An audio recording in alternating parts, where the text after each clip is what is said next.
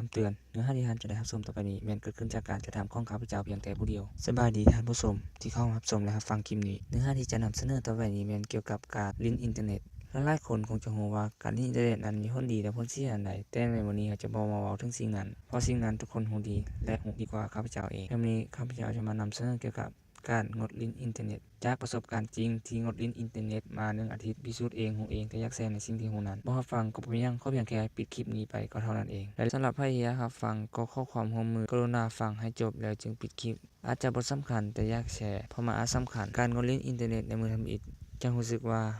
ชีวิตมีหยังเฮ็ดหลายขึ้นเลยแต่พอมือที่2เท่านั้นแหละรู้สึกถึงการอยู่อย่างทรมานเลยโดยเฉพาะตอนช่วยถ้าบ่อยากนอนแล้วอยู่บ่เป็นเลยรู้สึกแบบว่ากังวลกระวายอยู่บ่ได้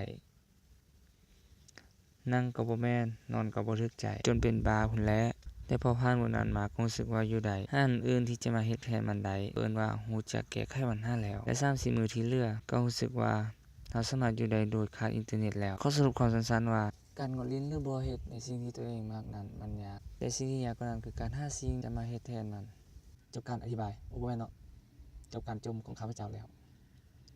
ขอขอบใจสำหรับทุกคนที่รับฟังและรับชมคลิปนี้จนจบคลิปนี้อาจจะน่าเบื่อไปนิดนึงแต่ว่าขอสัญญาว่าคลิปต่อไปขอให้และทีมงานพวกเขาจะพาท่านไปเที่ยวในที่ที่ท่านบ่เคยเที่ยวมาก่อนและจะพาไปเบิ่งในสิ่งที่ท่านบ่เคยเห็นขอสัญญาท่านี้ก็ขอกล่าวคำว่าสบายดี